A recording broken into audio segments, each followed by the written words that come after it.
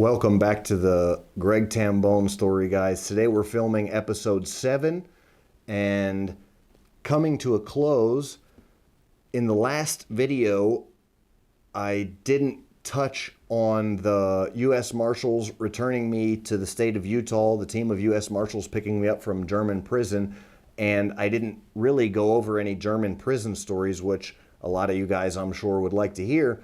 So that's where we'll pick up this episode, and I'll talk a little bit through that extradition and what it was like being extradited from a black site prison in Germany from some U.S. Marshals, a team of U.S. Marshals coming to pick me up, and how all that went down, and then going, being brought back to the United States and everything like that. Sure, you guys would find all of that to be interesting information.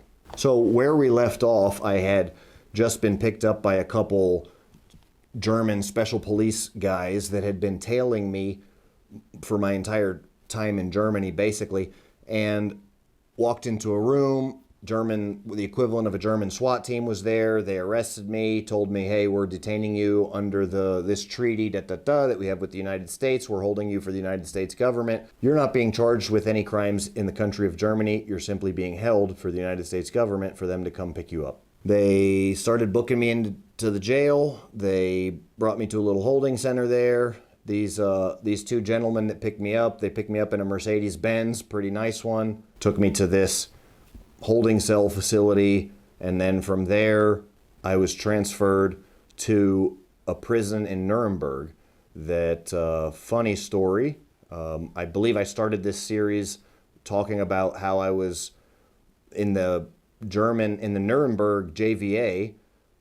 Nuremberg JVA is what they call it. During the intake process, in the same cell where Goering, the head of the Luftwaffe, killed himself, and it was where the Nazi trials took place. And crazy, it's just like the same, a lot of it's still the same, this really just dark dungeon type German prison, and that's where I spent a lot of my days. So they put me in a high security area of the prison once I got booked in. I very strangely was booked into the system under the charge of, it's like wilde fischen or something. I don't remember how my German is terrible. It's white fishing is what it translates to directly, and it's fishing without a license. So here I am in high security for, international criminals in a German prison where some of these guys are, terrorists, all kinds of stuff. Huge drug dealers and, really big time criminals. Some of them off the books like myself. And then they booked me under a false name and booked me under a false charge. So fishing without a license, interestingly enough. I went under the court session and, I tried to explain to the judge what was going on, that I was, this was all illegal and da-da-da-da, and the judge just said, let me get out my little violin and play you a sad song. But nobody, at this point, obviously, it wasn't very concerning to anyone. So then I was booked into the high security, and they kind of did an evaluation, and they said, do you get along with other people, this kind of stuff? And I said, well, why are you asking me that? And I kind of, I've been in situations like this before, so I was able to kind of work a few things into my favor in this case. And discussing with certain people, there was a priest that came and talked to people. That's how I figured out what my charge was in the system, and I got pretty good with the priest. He was cool. He was allowed, access to come around to the cells. One time, he kept trying to, kept trying to get him to allow him to take me to the chapel. So one time he was allowed to bring me down to the chapel that was, in part of the Nuremberg jail there, just to walk down the hallway. But even those walks down the hallway were just so, it was 23-hour lockdown, and just to walk down the hallway was so nice to have. It was one of those things where, I'd sit by the window sometimes and, hope a bird flies by to just be able to look and see that there's a better place out there type thing, just even if a pigeon comes and lands on the window, it's a blessing when you're in a concrete room. And the rooms weren't that bad. They were definitely some of the nicer prison cells I've been in. There was a real toilet and bunk beds. And so anyway, being booked in, they said, normally all of these cells are single man cells. In this high security area, 23-hour lockdown, there's one cell on the high security cell block where it's I think it's a 3-man cell. It's a 3-man cell, and the rest of them are single man cells. So that was the situation. I said, yeah, no, I get along great with other people and this, that, and the other. And so I convinced them to put me in the 3-man cell just because I was like, I don't know if I want to be 23-hour lockdown. I have had some rough experiences with solitary confinement, since I was 15. And then where I told the story about getting in that fight with those guys in jail in the United States, after I allegedly sent those gentlemen to the hospital that were trying to kill me, from there on, they kept me in a solitary confinement cell for a while, saying that I was a danger to the population of the jail. But that was it was rough. It was a rough experience being, solitary confinement sucks. I was in solitary confinement a lot at the youth home when I was 15. And so I just told these guys, no, I get along great with other people, this, that, and the other. And it's cool. I met a friend of mine who became a friend, and his name was Gino, and he was a big drug dealer from cool German prison story. I'll share this with you guys. He's from Holland area. He's from, what's the name of Amsterdam. He's from Amsterdam. I've got some videos that I put up in Amsterdam as well, so check my Amsterdam videos out. I went to Amsterdam after this. He was still in prison when I went to Amsterdam, but he just got out recently. And so he did, I guess, about 8 years. No, less than 8 years, I think. He did probably 6 years, maybe. But he was in German prison, I guess. He was in that prison for 6 or 7 years, which is rough. But he was one of the guys. There was a Russian spy, I guess. I don't know what the heck this guy was. They were trying to figure out who he was the whole time that he was in there. A lot of these guys in this area, some of them were Middle Eastern guys that were believed to be terrorists. Some of them were, foreign operatives. Like this guy was believed to be a Russian spy, and they couldn't figure out who he was the whole time. All they knew is that he was there on a passport that belonged to somebody else. So he was in there, and he acted like he didn't speak English, and he did speak a little bit of English. But me and Gino were cool. We got on a workout program together. We did Bible studies together. I was training him on some martial arts stuff because, he was a guy from Amsterdam who was a DJ and, drug kingpin, I guess, and had basically what he did was he was bringing these cars with secret compartments down from, allegedly bringing cars with secret compartments into Germany. And there was a snitch that's why he was there. So that was his story. And then, me and him got doing our thing, and we were on a bunk bed on the left side, and then this Russian guy was on the right side. And, if you have money, you can put a TV in your room, you can get food, all this kind of stuff. They wouldn't, I had dollars and lempiras, and they wouldn't transfer either one of them into euros for me, so I ended up not having any money the whole time. But Gino hooked me up, appreciate you, brother, with some food and stuff like that. And then the altercations that I had in there surrounded mostly this Russian guy, and me and him didn't quite get along, and he would open the windows because he liked it really cold, and this is, middle of winter in Germany, and I'm from Florida, and he's from Russia, and he wants it to be 12 degrees in the room. And he would open his window because it's a double room, so there's 2 bunks over here where me and Gino are, and then there's this guy on the other side of the room. And he'd open his window, and I was like, look, dude, this cell there's no like wall in the middle of the cell. If you open your window, it's going to be cold for the whole cell.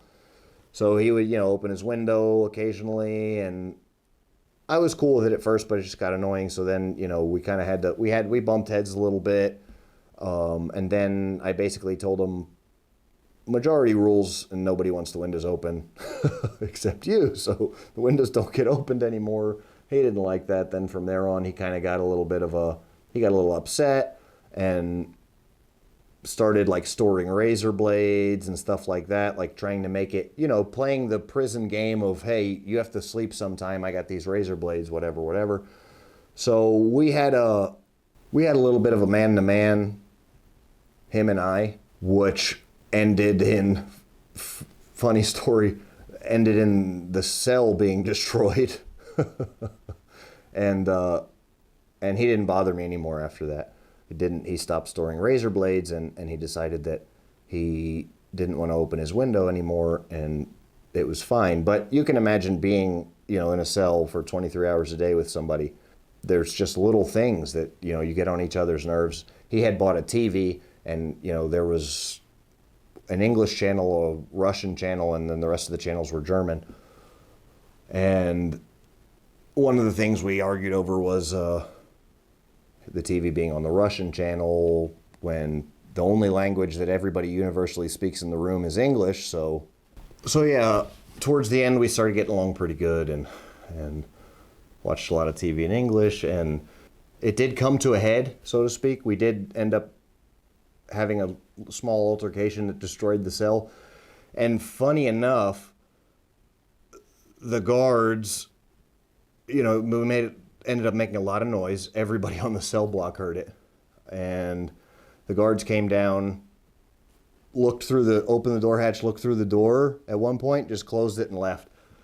We even put there was a chair that got broken, his bed got broken. We just put the broken stuff out in the door, and nobody wanted to address it. It was like it didn't happen, which was interesting because there's a bunker, what they call the bunker. And most of the time what happens and this was a blessing, I mean, literally a miracle, because most of the time what happens is the guards don't even mess with people. If you get violent in German prison, they'll call in the CERT team.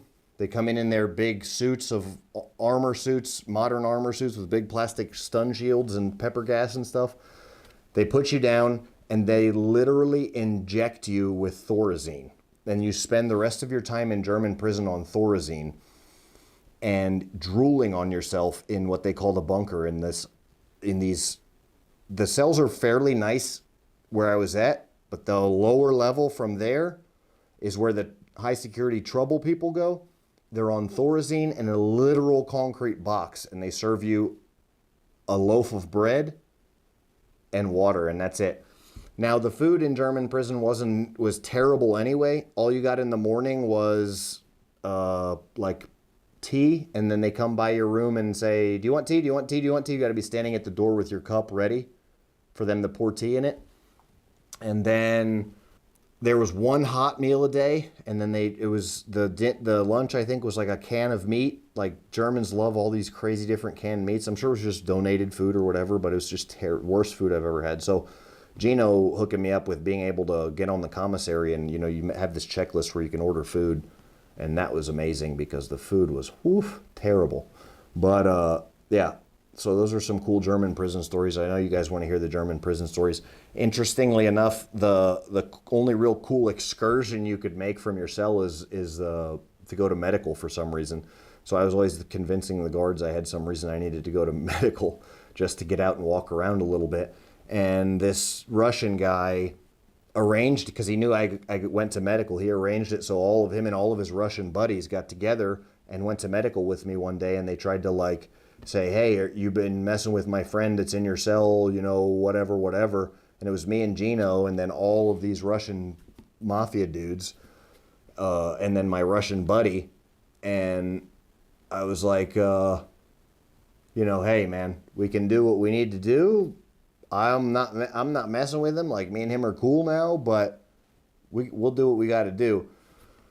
And nothing really went down. They just kind of tried to, posture against me. And I was kind of no, I just said, hey, here's the line, cross it if you want to.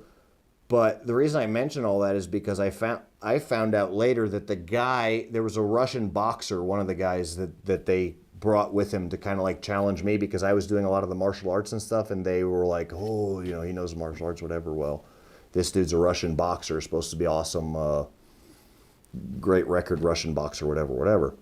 Long story short, found out that guy later found out because of this medical. They have a great medical in German prison. They bring in real doctors, and so I was always going down there, you know, telling them I can't sleep, this, that, and the other, whatever. They gave me some homeopathic sleeping pills. They gave me some homeopathic allergy medications. Really amazing medical. That was the one cool thing they had, was great medical. But he found out he had AIDS. And so I was this close to beating the crap out of him. You know, if he would have swung at me, I would have had to have fought him, right? And having his blood intermixing with my blood, which I can't tell you how many fights I've been in my life and been covered in somebody else's blood, just more times than I can count. And pretty much all of these stories I've told, I was covered in the other person's blood by the end of the event, right? All of these altercation stories I've told you guys. I've literally been so covered in blood. When they put me in the holding cell in Port Manatee in the prison in Florida, it was, if you would have dumped buckets, 5-gallon, like 3 or 4 5-gallon buckets of blood on me, I could not have been more covered in blood.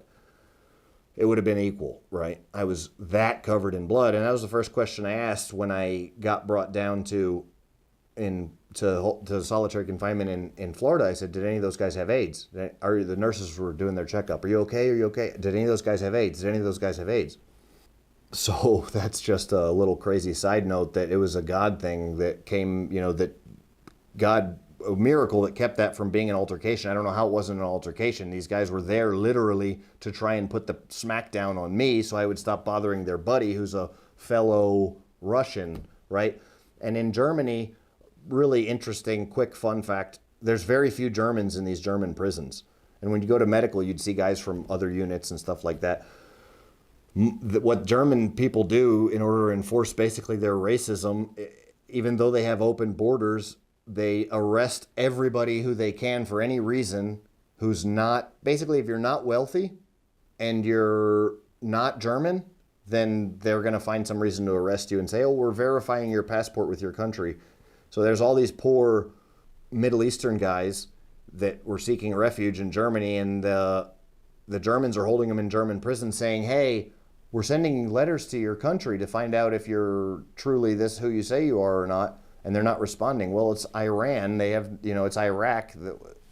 Imagine how long that takes to get all that figured out with, you know, third world country. Imagine sending if it was Honduras, you know, third world country, they don't care about one dude, especially not a poor guy. So they just sit there in prison, whatever. Who knows what happens to those guys. But so many guys in there, not even thought of being a crime, just they're verifying their authenticity of their documents, which is a good way German people keep people in prison. There was like 2 German guys that I met the whole time I was in there, and everybody else is in their own little faction. So there's the Russians over here and the Middle Eastern guys, and then there was like 3 Americans. The only American that I met, actually, the only American that I met when I was in there was a veteran with PTSD who was in there. He was arrested for sleeping on the train. He black riding the train, they call it, getting on the train without a ticket, and they held him in there for like, I think they gave him like 60 days or 90 days. I saw him at the yard. So like I said, we were in the cell for 23 hours a day. We'd get like 5 minutes to go shower, and then they would let us go walk around outside. There was a courtyard. All of these, high security was over here. It was like 4 units all the way around. And then in the middle of all these units was an outdoor courtyard. And we'd get to go like walk around in the courtyard. And that's when we would see other people and talk to other people and stuff. And I talked to this other American dude. And he was a veteran, OIF veteran. And he kind of just ended up in Germany and was homeless over there. It's kind of a sad story. Cool dude, though. And Americans there, if you're in the military, you can do whatever you want. You have, you know, they can't touch you. But if you're not in the military, then you're just subject to German laws, just like anybody else. So I was in there for 48 days in German prison doing my thing and trying to figure out no outside contact really. Towards the end, they finally gave me a phone call. They brought me up to see the warden, and I was kind of quietly and politely raising Cain to try and get to talk to somebody. And finally, the warden even came down and talked to me because I was writing grievances. I was talking to the guards. I was trying to do everything I could to try and just figure out, hey, saying you guys can't hold me here, talking to the priest, everything, trying to get any kind of way to get outside contact. They let me get an outside phone call. From there, the warden came down to see me. And when the warden came down to see me finally, and this was like day 40, they finally gave me I don't know what happened. I don't know why they finally decided. They were illegally holding me, and then they finally decided, like, the U.S. Marshals were going to come get me. So the warden came and said, hey, in a few days, the Marshals are coming to get you. So that's it. Do the rest of your time, and you'll be gone soon. I was like, okay, great, awesome. Then took me over to the Marshals, and then the Marshals were, I don't know how much you guys know about U.S. Marshals, but the Marshals are some of the most, from the three that I met, sick, disgusting, and sinister people that I've ever met in my life. And they brought in these guys thinking that I don't know who they thought I was, but I ended up getting along and hitting it off with these guys because to make it comfortable and because I wanted to get back to the United States. So they shared a lot of information with me that they probably shouldn't have because they let their guard down. And they thought I was going to be in prison for the rest of my life, I guess. But they were really interested in private security contracting, so they were asking me all kinds of stuff about that. And it started out, and then they told me, eventually, like, hey, we were scared. We thought we were going to have to, fight with you to get this, put a bag and gag you and all this stuff. And I was like, man, I wanted to go back to the United States more than anybody. Like, I just want to get this figured out. Like, I was trying to arrange my surrender, and here I am in German prison for 48 days. But by the time we got to the U.S., they were pretty cool with me, and they had really let their guard down, and they started telling me about all the people that they torture and like how they sick their dogs on prostitutes and crackheads just for fun. Just really warped people and a warped organization with, out of control. We really need to completely either shut down or redo our whole Marshall program because these are some disgusting, dark, sadistic people. And, talking about how they would, come across certain people and just sick their dogs on them, let their dogs tear them up just for fun. And then they were even talking about one girl who was a prostitute that they knew, and every time they saw her, they'd sick their dog on her. And so she had scars all over her body from the dogs. And this was in Salt Lake City. These guys are based out of Salt Lake City. And I've got a video up, by the way, on the channel, a YouTube channel, talking fully about this whole story, telling the entire story of the U.S. Marshal story. So you can watch that if you want to. This is going to be a brief version, but the highlight is that they told the story about how they were, doing whatever with this woman, and then they, at one point in time, they let her out somewhere, I guess, just talked to her, whatever, then dropped her off somewhere, and then she died because she froze to death on the sidewalk, like stuck to the sidewalk, and then they called them back out to identify if it was the person that they had. I think it was one of their CIs or something. I don't know what the whole story was. I don't remember now. You watch that other video. It's been so much time and so much stuff that happened.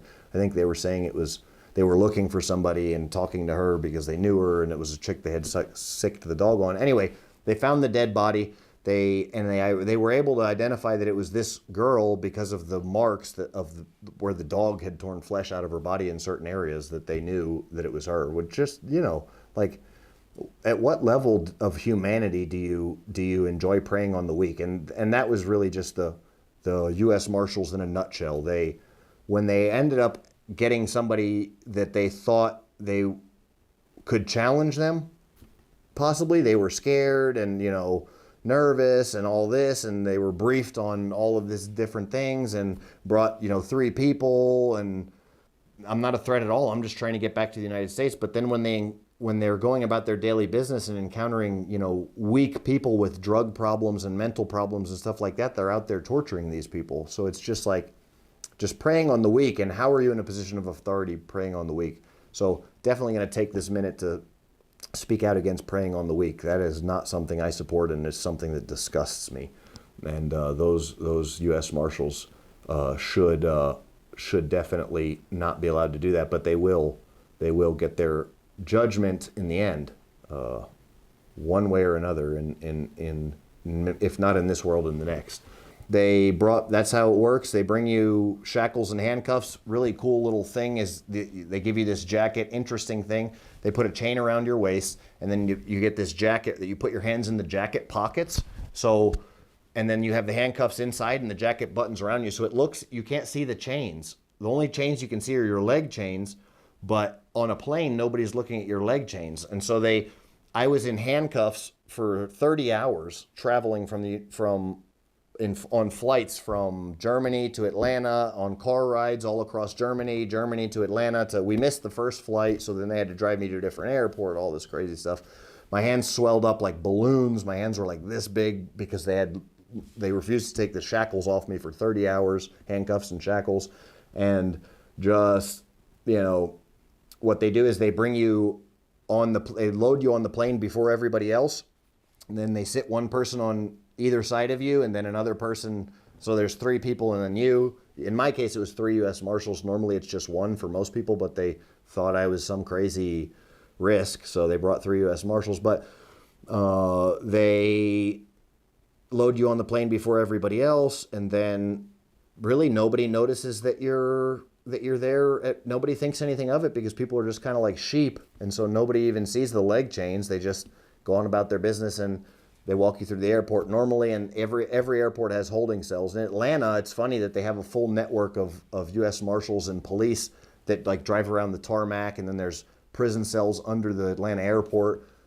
In Atlanta, I was next to the guy next to me in the holding cell while I was waiting for the flight. You're in a holding cell under the airport, and the guy next to me was like doing his prayers to Allah. They just caught him he was on the terrorist watch list. Like, just crazy. A whole dynamic of stuff that's happening all around you, and you don't even know about, that you don't even see. Like when you're at the airport, there's guys getting transferred on planes and handcuffs and shackles you don't even know about on commercial flights with U.S. Marshals. You don't even know that it's going on. There's guys under the airport in prison cells. The full, system that you don't know any of that's going on, and that's kind of the long and short of that. Pretty interesting, pretty crazy. But give us some feedback, guys. Let us know. Let me know through comments, through emails, through reaching out to the network that you're watching this on, or the YouTube video that you like this. And let us know. Let me know what you want to see more of. Again, thanks for watching. Bone out.